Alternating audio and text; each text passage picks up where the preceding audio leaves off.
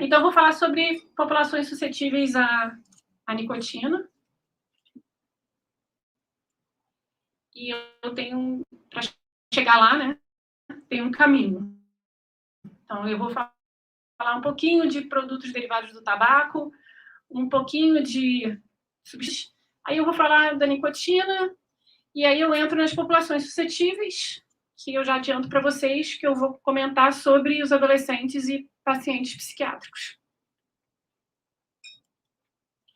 Então, falando dos produtos derivados do tabaco, os dois principais no sentido comercial, né? Os que têm uma fatia do mercado maior, quer dizer, são os mais usados, são os cigarros convencionais, velhos de guerra, todo mundo conhece, e os vaporizadores, ou cigarros eletrônicos, que surgiram há um pouco mais de uma década e que vem ganhando espaço em vários países, mesmo aqui no Brasil, que mesmo sendo proibido.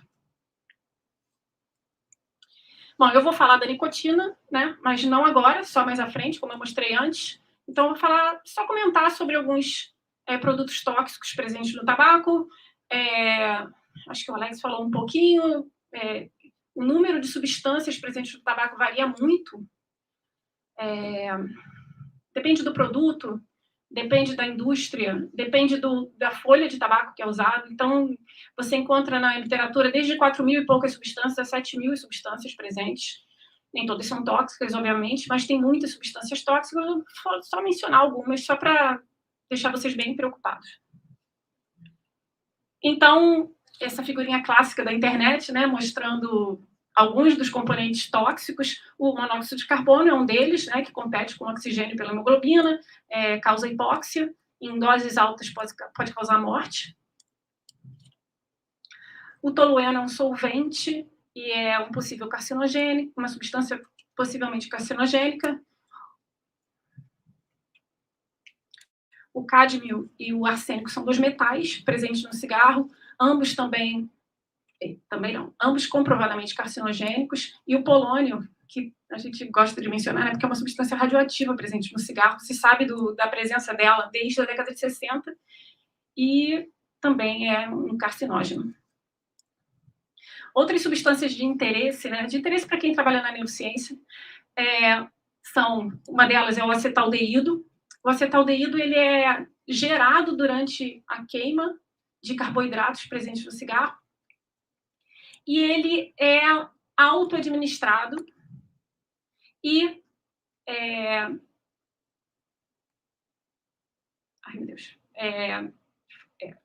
roedores expostos a ele fazem condicionamento. Ai, meu Deus, esqueci em português. Preferência condicionada ao local. Isso. Então, o que é isso, né? Eu não vou entrar em detalhes também, alguém deve falar em algum momento, mas são dois testes comportamentais para investigar o potencial aditivo de substâncias. Então, na autoadministração, o animal aperta um pedalzinho e ele recebe a droga. Então, drogas potencialmente aditivas geram esse tipo de comportamento, causam esse tipo de comportamento nos animais. O acetaldeído é uma delas. E a preferência condicionada ao local, o animal tem uma escolha entre dois ambientes e ele, depois de várias exposições a uma substância potencialmente aditiva, ele acaba preferindo ficar no ambiente em que ele recebeu previamente aquela droga. Então, o acetaldeído gera esses dois comportamentos e, além disso, quando combinado com a nicotina, o efeito é potencializado. Então, a gente sabe que a nicotina é aditiva e, quando combinado com o acetaldeído, a situação escala. E outra substância presente no cigarro é o inibidor, na verdade, é mais de um inibidor da MAO.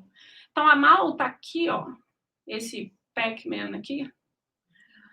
A MAO é uma enzima chamada monoamina oxidase que degrada monoaminas. E os inibidores da MAO, então, inibem a ação da MAO e, consequentemente, eu tenho um aumento dos níveis de monoaminas. Então, eu tenho, por exemplo, um aumento de níveis de noradrenalina, serotonina e dopamina. E esses neurotransmissores, eles sabidamente estão envolvidos com desordens do humor, por exemplo, com a depressão. Então, tem estudos sugerindo que a presença desses inibidores da MAO no tabaco, nos produtos derivados do tabaco, é, em parte, responsável pelos efeitos antidepressivos conhecidos do cigarro. E aí eu tenho que falar das substâncias carcinogênicas, né? Não tem salvação. Então, eu já mencionei algumas antes, aqui tem outras, as nitrosaminas, aminas aromáticas, benzeno, são várias, são entre 60 e 70 no cigarro convencional. E essa associação entre o câncer e o tabaco, ela vem da década de 20 do século passado, mas a associação foi, assim, claramente estabelecida no início da década de 50 com estudos epidemiológicos de grande escala, retrospectivos, que mostraram claramente uma associação entre o consumo, né, e a morte por câncer de pulmão, com intervalo, né, com intervalo de aproximadamente 2 décadas. E embora a primeira associação clara estabelecida tenha sido com câncer de pulmão, na verdade, o tabaco está associado a vários tipos de câncer, e não necessariamente nas vias, no sistema respiratório. Então, tem aumento do risco de câncer de bexiga, de esôfago, de rins e outros. E aí, o que costumam ter curiosidade em saber é se a nicotina é uma das substâncias cancerígenas do tabaco. E não. Tem alguns estudos sugerindo, mas de lavada, a maioria mostra que não, a nicotina não é cancerígena, mas ela piora a condição do paciente com câncer. Então, por exemplo, ela promove a angiogênese, a formação de novos vasos, então você facilita a alimentação, né? Você irriga melhor o tumor por causa da nicotina, estimula a proliferação celular, reduz a morte por apoptose e estimula cascatas de sinalização que medeiam resistência à quimioterapia. E para fechar essa história das doenças,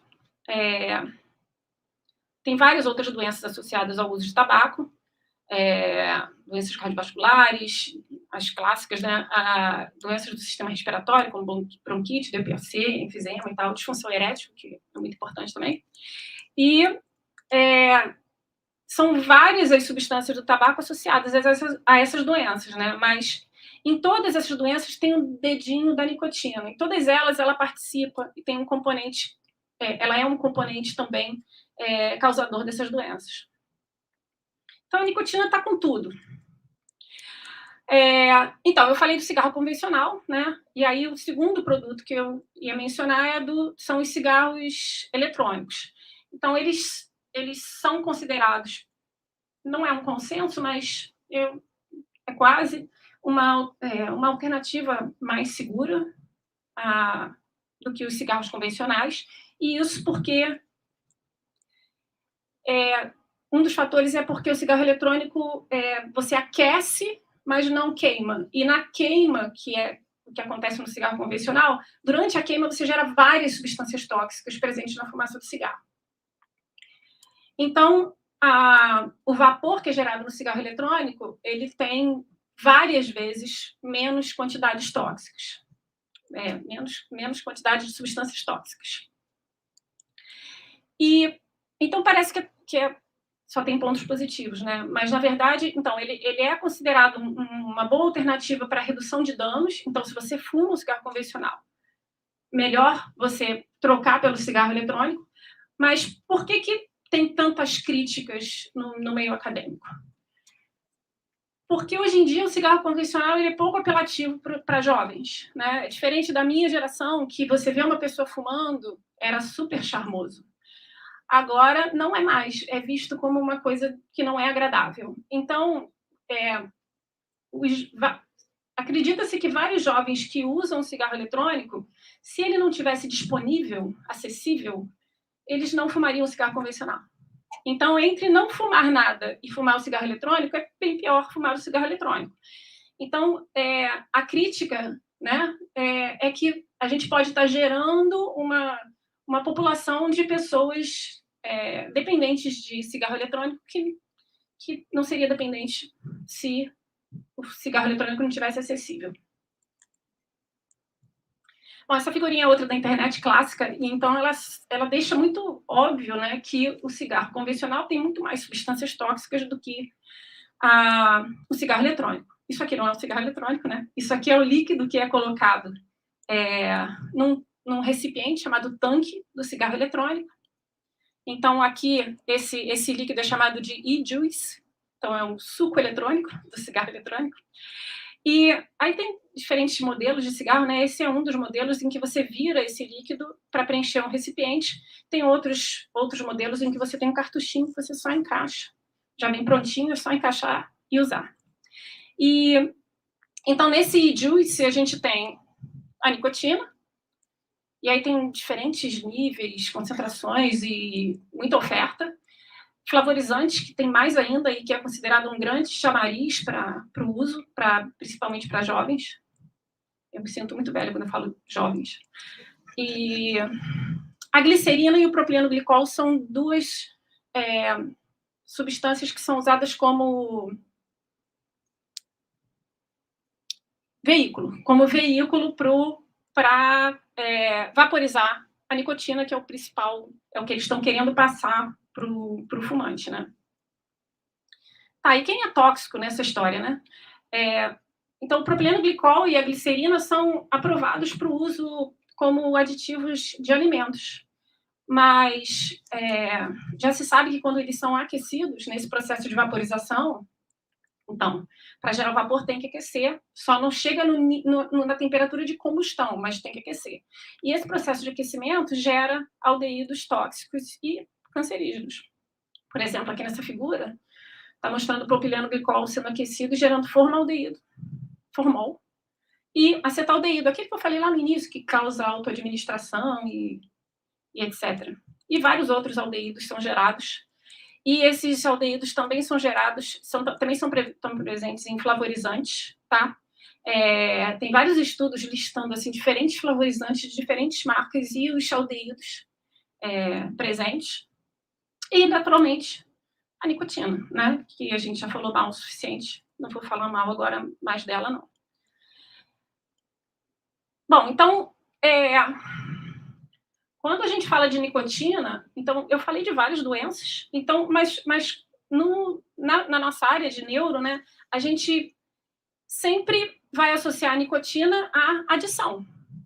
E por que essa fixação com a adição, né? Se ela é tão ruim em tão diferentes níveis, por que a questão da adição particularmente? No caso da nicotina, eu acho que o que está por trás é que ela não está sozinha, né? Quando você é dependente de uma substância, você garante que você vai ter o consumo ou o uso dessa substância por um tempo, né, razoável, e em doses altas. Então, o problema da nicotina é que, além do problema da adição, né, que por si só é um problema, ela traz com ela várias outras substâncias tóxicas, muitas, dependendo do produto que você está consumindo. Então, você também garante que você vai ter várias outras doenças associadas. E não é à toa que a nicotina é a principal causa de morte evitável. A morte não é causada por adição. A morte é causada pelas doenças associadas ao uso. Bom, mas aí, adição, né? Como é que você define se uma pessoa é dependente de uma substância, né? Se ela tem um transtorno do uso de uma substância. Então, existe um manual, que é o mais usado, que é o DSM-5, que na verdade é usado para o diagnóstico de várias doenças associadas à mente e emoções, mas também para ajudar no diagnóstico de transtorno de uso de substâncias. E, particularmente para esse diagnóstico, existem 11 critérios. E aí, quanto maior o número de critérios que a pessoa se enquadra, maior o grau, a severidade do transtorno da pessoa.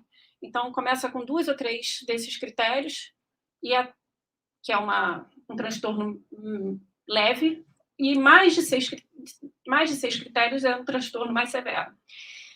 E esses transtornos estão agrupados, eles podem ser agrupados, né, em categorias. Então, alguns são relacionados à dependência física, outros ao risco de uso, dano social e perda do controle do uso da substância. Tá? Então, esses 11 que estão listados aqui se enquadram nessas 4 categorias. E os mecanismos associados à adição, eu não vou falar muito, nem se eu começar a falar eu me enrolo, porque é uma coisa complicada, mas eu vou dar uma ideia, assim, um pouquinho só para vocês do que está acontecendo quando você usa a nicotina. Então, para isso, vocês têm que conhecer esse circuito da recompensa, que é a via mesocorticolímbica, que o Alex mencionou. Então, ela tem esse nome comprido porque ela começa no mesencéfalo, então é a via mesocorticolímbica, é onde ela termina. Então, mesocórtico, termina no córtex, principalmente córtex frontal, e límbica, porque termina também em estruturas do sistema límbico, como núcleo accumbente e hipocampo e outros. Então, aqui eu tenho uma representação de um corpo celular, e aqui seriam os axônios saindo e terminando em diferentes regiões. Essas células aqui são dopaminérgicas, então elas liberam dopamina, e essa via, na verdade, ela não foi feita para as drogas de abuso, ela foi feita, ou para a nicotina, ela foi feita, ninguém sabe para que ela foi feita, né? Mas para que ela serve no dia a dia, né? Ela é uma via de recompensa, então ela é ativada por recompensantes naturais. Então, comida ativa essa via, sexo ativa essa via. E aí eu tenho uma sensação de prazer que está associada a essa liberação de dopamina, e aí eu quero comer de novo e eu quero fazer sexo de novo. E isso ajuda, né, na manutenção da espécie, da sobrevivência da espécie e do indivíduo. Então, essa via, ela é modificada por drogas de abuso, não só a nicotina. Várias drogas de abuso interferem com essa via. E a nicotina, então, é uma delas. E modifica essas vias através de alterações de neuroplasticidade de forma de modificações de curto, médio e longo prazo.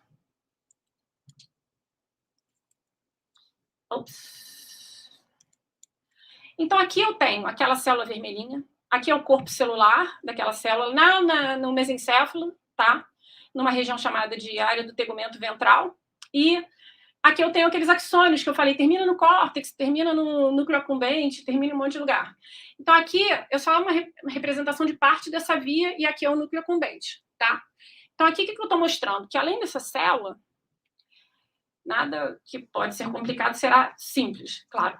Então, aqui eu tenho, além dessa célula vermelhinha, que é dopaminérgica, eu tenho células glutamatérgicas, eu tenho células GABAérgicas, que modulam a atividade dessa célula vermelha, dopaminérgica. E eu vou ter várias outras regiões cerebrais que vão enviar axônios também para essa área do tegumento ventral, modulando a sua atividade. Vários desses neurônios são colinérgicos, que estão representados aqui em amarelo. Por que eu estou falando colinérgico, né? Porque a nicotina é um agonista colinérgico. Então, a nicotina interfere com essa via. Por quê? Porque se eu tenho neurônios colinérgicos aqui, então esses neurônios vão liberar o neurotransmissor endógeno, que é a acetilcolina, produzido pelo meu organismo e liberada em situações fisiológicas. E essa acetilcolina vai se ligar em receptores que estão aqui representados por esses risquinhos. Então, a acetilcolina se liga neles. Se a nicotina é um agonista também, né, desse sistema colinérgico, então a nicotina ela vem de fora, quando a pessoa fuma, e vem aqui e se liga também nesses receptores, interferindo, então, na atividade dessa via. Tranquilo? Então, por exemplo, quando a pessoa fuma e a nicotina chega aqui nesses receptores e se liga nesses receptores, ativa esses receptores e eles disparam.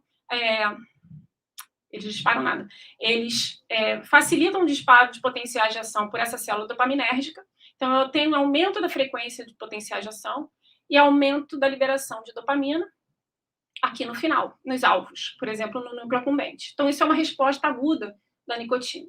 E quando você continua a usar, você tem outras adaptações que vão acontecendo, ajustes que vão acontecendo para a presença da nicotina. Entre elas, você tem o aumento da expressão desses receptores, que também vai interferir na atividade dessa via. E eu não vou falar muito mais sobre isso, não. Depois eu vou voltar a essa figura quando eu falar das populações suscetíveis, por isso que eu apresento ela aqui, tá? Bom, então, quando a gente fala de adição a uma substância, a gente tem que ter em mente que nem todo mundo é suscetível igualmente. Então, tem pessoas que nem têm interesse em experimentar, tem aqueles que experimentam e depois não continuam usando, tem aqueles que experimentam e desenvolvem um transtorno do uso, e tem aqueles que usam muito poucas vezes e já desenvolvem um transtorno de uso.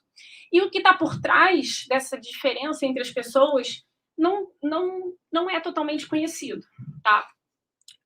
Tem vários estudos trabalhando nisso, né? Mas se sabe hoje que duas populações são particularmente suscetíveis. Uma delas são os adolescentes e outra são os pacientes psiquiátricos.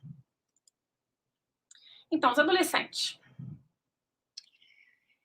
Tem várias evidências que o adolescente é mais suscetível que outras faixas etárias, né? Então, uma delas é que 90% dos usuários de tabaco, eles começam durante a adolescência. Então, isso foi verdade para o cigarro, foi e é verdade para o cigarro convencional, e também é verdade para o cigarro eletrônico.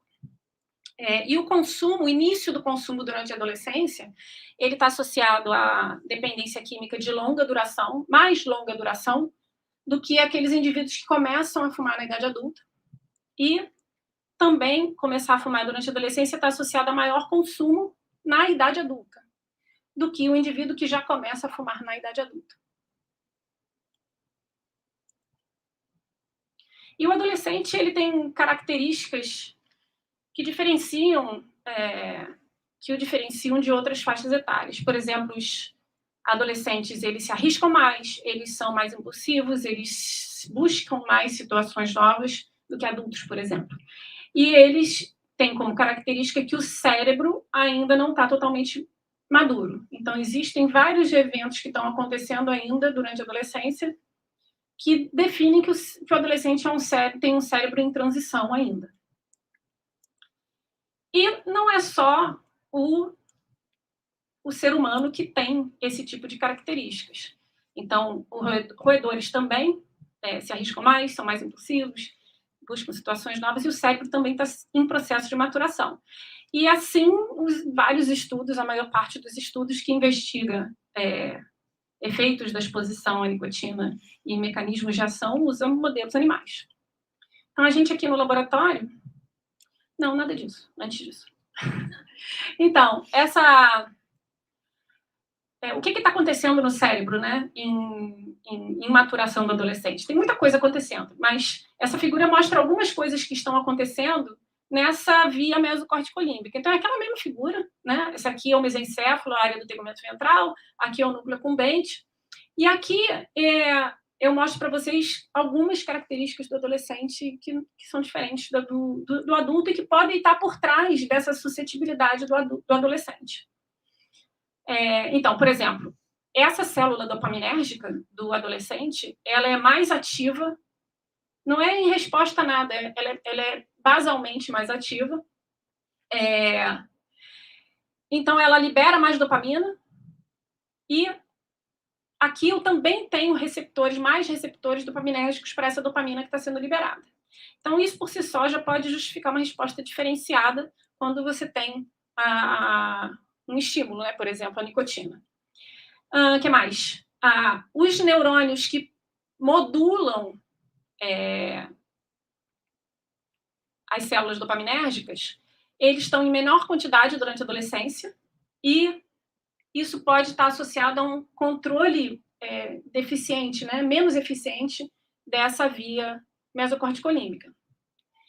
E esses, particularmente falando da nicotina, esses receptores colinérgicos, particularmente um subtipo que contém essa subunidade alfa-4, ela tem um pico de expressão durante a adolescência, e quando exposta à nicotina, quando expostos à nicotina, esses receptores, eles sofrem aquela suprarregulação que eu falei antes. Acho que eu falei antes, só que eu não expliquei o que é suprarregulação. Né? Suprarregulação é quando você tem a exposição à nicotina e você tem um aumento da expressão desses receptores. Então, esses receptores aqui aumentam em quantidade quando expostos à nicotina. E essa é uma resposta que acontece tanto em adultos quanto em adolescentes. Mas em adolescentes, essa resposta ela é mais robusta e dura mais tempo.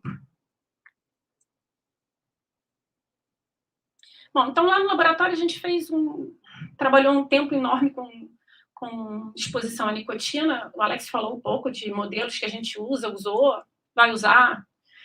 E aí aqui eu vou falar muito rapidamente só de alguns resultados e o que a gente fez, né? A gente... uma das formas de exposição que a gente usou foi expor os animais à nicotina na água de beber e a gente fez a exposição durante a adolescência, que no roedor é de PN30 a PN45, mais ou menos, e a gente avaliou durante a exposição, no finalzinho dela, e tempos depois. Então, a gente teve depois do término da exposição, 5 dias depois e 1 mês depois. E a gente avaliou alguns comportamentos, um deles foi o comportamento associado à ansiedade, que foi medido no labirinto em cruz elevado, que é esse aparelho aqui. E esse aparelho é composto por 2 braços fechados. Quando a gente fala fechados é porque tem 2 paredes, né? Ele não é fechado em cima, só nas laterais. E 2 braços abertos, que são esses aqui, que não tem parede nenhuma. E, a grosso modo, quanto mais tempo e mais vezes o animal vem para esses braços abertos, menos ansioso ele é, tá? Ele é uma presa, né? O roedor é presa, não é predador. Então, ele tende a ficar em ambientes mais protegidos. Para ele ir para ambientes desprotegidos como esse, ele tem que estar pouco ansioso. Então, a gente mediu o número de vezes, número de tempo que os animais permaneceram nesses braços abertos e associou isso aos níveis de ansiedade. E a gente fez a mesma coisa para a exposição à fumaça de cigarro. Então, o que a gente viu? Na exposição à nicotina, a gente viu que a nicotina, durante a exposição, ela gera uma tendência de efeito ansiogênico. Aqui não foi significativo, foi 0,06. Então, aqui, comparando o nicotina, que é esse cor de abóbora, com o controle, que é o branco, vocês veem que tem um aumento no tempo nos braços abertos. E quando termina a exposição, 5 dias depois, você tem o efeito oposto. Então, aqui, ó, tá vendo? Esse é o animal nicotina e esse é o animal controle. E aí a nicotina causa uma redução... A nicotina não. A retirada da nicotina causa uma redução no tempo dos braços abertos. Então, aqui eu tenho o efeito ansiolítico e aqui eu tenho o efeito ansiogênico. Mas o efeito ansiogênico foi só em fêmeas, tá? Só em fêmeas, durante a retirada. Quando a gente expôs os animais à fumaça de cigarro, a gente teve o mesmo tipo de resposta. Então, aqui eu tenho, no final da exposição, um aumento no tempo do braço aberto e no número de entradas do braço aberto. Está vendo aqui é smoke, é fumaça, não é mais nicotina, quando comparado com o controle, que é esse branquinho aqui. Só que na fumaça, já no final do período de exposição, o efeito foi... O efeito foi só em fêmeas, tá? Então, aqui, para a nicotina, foi para todo mundo, mas aqui foi baixo. Baixo não teve nenhum efeito significativo.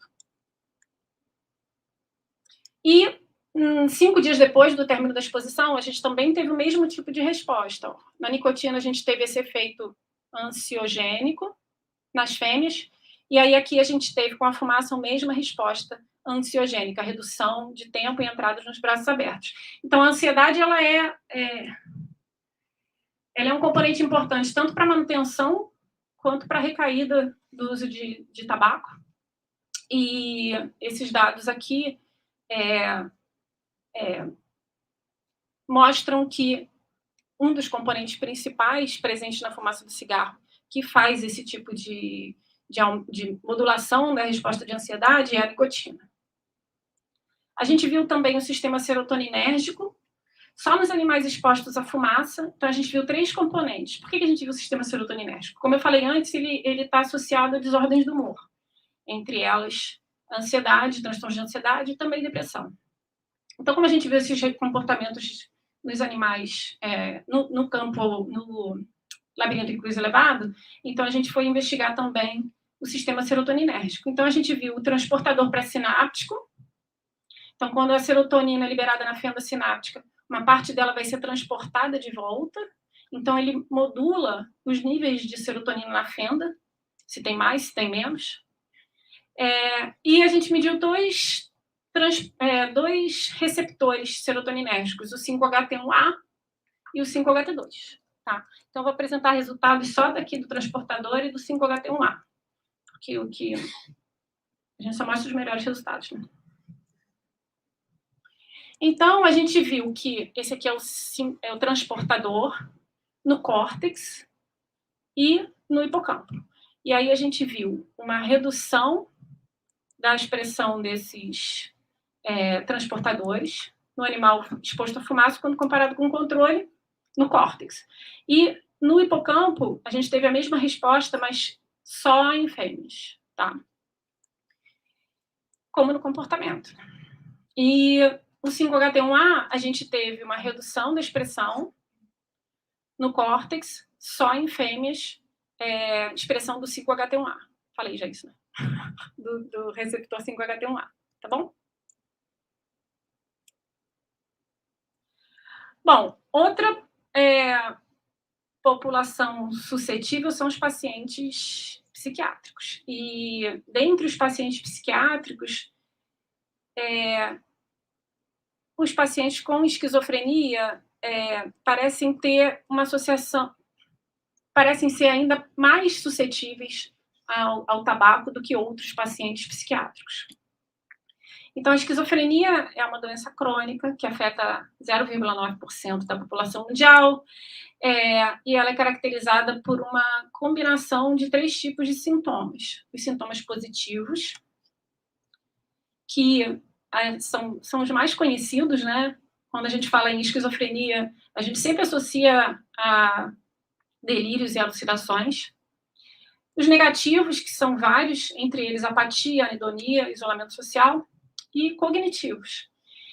Então, déficit de atenção, memória de trabalho, concentração e outros. E ficou escuro, ficou claro, né? Tem uma associação muito forte entre esquizofrenia e tabagismo.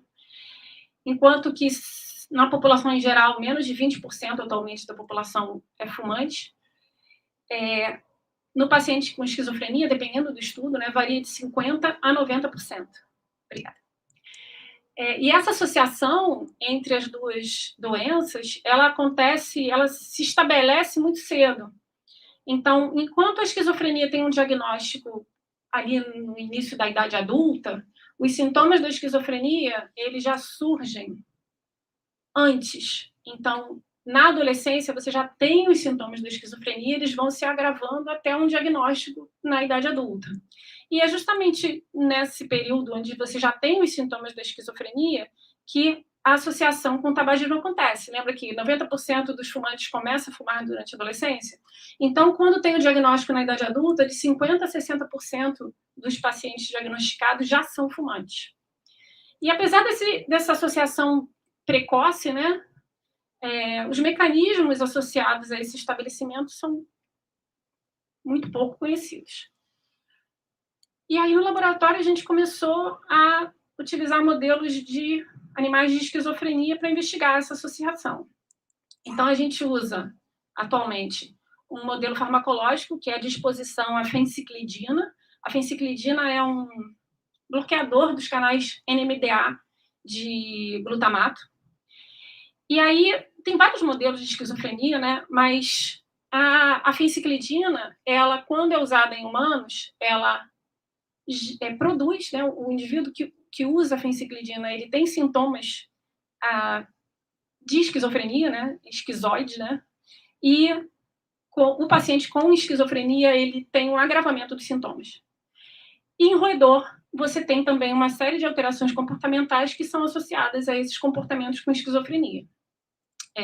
Esses comportamentos da esquizofrenia. E a gente, para modelar o tabagismo, né, a gente usou mini-bombas osmóticas. Então, essas mini-bombas elas são colocadas no tecido subcutâneo, elas são preenchidas previamente com uma solução contendo nicotina, e elas vão liberando nicotina de forma contínua por um período definido de tempo. Então, a gente tem os dois modelos, e aí o que a gente fez?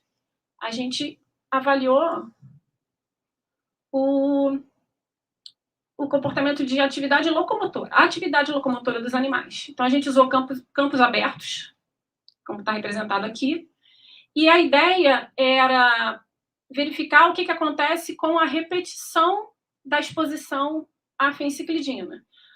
Por quê? Porque com a repetição a algumas substâncias psicoativas, você tem um aumento progressivo desse comportamento. Então, acho que eu estou meio desorganizada. A gente resolveu investigar a locomoção porque a gente estava querendo avaliar a sensibilização comportamental. O que é sensibilização comportamental? É um aumento da intensidade de um comportamento com a repetição à exposição de uma determinada droga. Então, se você usa aquela droga repetidamente na mesma dose, no animal experimental, você tem um aumento do determinado comportamento. Se isso acontece, aquele animal está sensibilizado para aquela droga, para aquele comportamento. Então, se sabe que a fenciclidina causa esse aumento progressivo de atividade locomotora, tá? E esse comportamento, ele é usado como modelo para os sintomas positivos da esquizofrenia. Então, a gente expôs os animais à fenciclidina, e aí a gente expôs também a nicotina, porque a gente queria ver como é que a nicotina interferia nesse comportamento. Será que aumenta o que a gente está associando aos sintomas positivos da esquizofrenia? Será que reduz? E, para complicar um pouco mais, a gente também utilizou um antagonista do receptor dopaminérgico. Por quê? Porque esse comportamento de locomoção está associado à atividade dopaminérgica. E porque os antipsicóticos, todos eles, têm como um dos mecanismos de ação, os antipsicóticos usados para tratar a esquizofrenia, tem como um dos componentes, um dos mecanismos de ação, o antagonismo do receptor D2. E é atribuído a esse antagonismo a eficácia deles em tratar os sintomas positivos da esquizofrenia. Então, o que a gente viu? Vamos lá. Essa figura é um pouco complicada, mas é a última, tá? Então, aqui eu tenho vários dias de exposição. Então, esse aqui é o último dia da habituação, né? Só da aclimatação dos animais. E eu tenho 6 dias de exposição a drogas. Aqui 1, aqui 6. E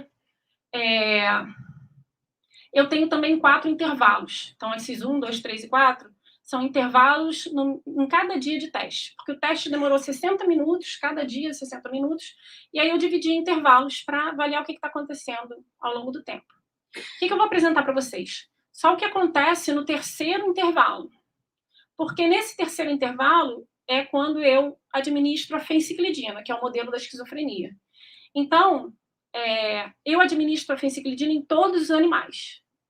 Se eu administro em todos os animais, como é que eu vou saber o que está acontecendo com os animais? Né? Eu tenho que ter um grupo controle. Mas o meu grupo controle é o próprio animal antes. Então, aqui, ó, por exemplo, esse animal azul é um animal exposto a fenciclidina, ó, só fenciclidina. Então, ele recebeu a fenciclidina e ele tem esse comportamento aqui de locomoção. No dia anterior, no mesmo intervalo, que é o terceiro intervalo, ele tem um comportamento aqui embaixo. Então, eu sei que esse aumento aqui, ó, foi causado pela fenciclidina. Ok? Então, a fenciclidina causou o que eu esperava, que era o aumento da atividade locomotora, já de cara, no primeiro dia de exposição. E ele também causou um aumento progressivo ao longo dos dias. Então, aqui, no primeiro dia, essa bolinha azul começa aqui embaixo e ela vai subindo e termina aqui em cima. Tá? Então, isso aqui é a sensibilização locomotora. E esse resultado mostra que a fenciclidina causou, então, o desenvolvimento da sensibilização. O que mais que a gente viu? A gente viu que a nicotina não interferiu nesse efeito da fenciclidina. Como assim? Aqui eu tenho o grupo nicotina PCP, que é o animal que estava recebendo a nicotina o tempo todo na mini bomba, e que nesse terceiro intervalo recebeu a fenciclidina. Aí tá vendo que as bolinhas azuis e vermelhas estão próximas sempre, próximas sempre?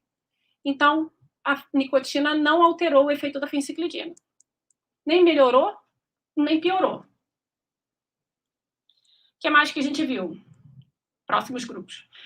Esse grupo daqui de baixo é um grupo que recebeu fenciclidina, mas 10 minutos antes ele recebeu racloprida, o antagonista D2. Aí o que a gente viu? Olha aqui, ó, esse comportamento aqui logo no primeiro dia, ele é igualzinho a esse comportamento no dia anterior. Então, ele recebeu fenciclidina, que deveria causar o aumento da atividade locomotora, mas como ele recebeu racloprida, não causou esse aumento. Então, a racloprida impediu o aumento da atividade locomotora causada pela fenciclidina. Tá bem confuso, né? Estou sendo bem clara, tentando. E aí a gente viu que isso se manteve ao longo dos dias, tá? Então, esse grupo azul pontilhado, ele não tem esse comportamento de sensibilização, ele não aumenta ao longo do tempo, ele não aumenta no início e ele não aumenta depois. Então, a racloprida preveniu, impediu a sensibilização causada pela fenciclidina.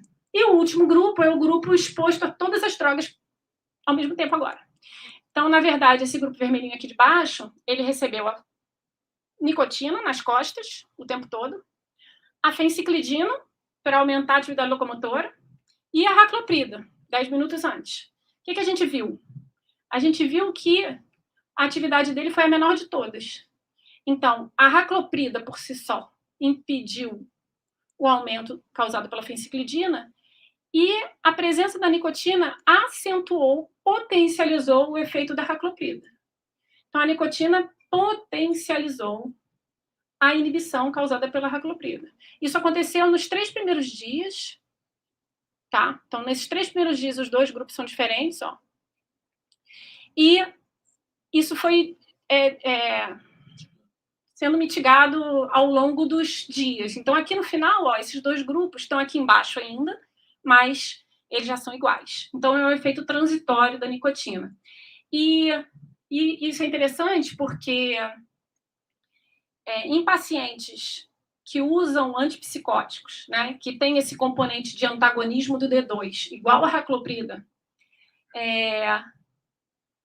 e que fumam, os estudos mostram que não tem um efeito nem benéfico nem maléfico da presença da nicotina. Então, você tem esquizofrenia, fuma e usa um antipsicótico. Se você comparar esse indivíduo com aquele que só usa um antipsicótico e então fuma, a resposta ao antipsicótico é bem parecida. Mas, aí eu fui tentar investigar por que a gente achou esse efeito, né? A gente viu que alguns estudos que usam pacientes que começaram a usar o antipsicótico, se eles fumam, o efeito do antipsicótico é melhor, é potencializado. E é o que a gente está vendo aqui. Então, parece que a nicotina que está mediando esse efeito de potencializar o efeito do antipsicótico, mas é transitório, só no início. Então, a moral da história aqui é que a nicotina no paciente com esquizofrenia, no paciente não, no roedor com esquizofrenia, não, também não, no roedor modelado para esquizofrenia, a nicotina não tem efeitos de piorar um sintoma, um comportamento associado ao sintoma positivo. Então, na verdade, tem vários outros comportamentos, né, que podem modelar outros sintomas da esquizofrenia, mas falando do sintoma positivo, ela não piora, e pode até melhorar a expressão desse comportamento. E era isso.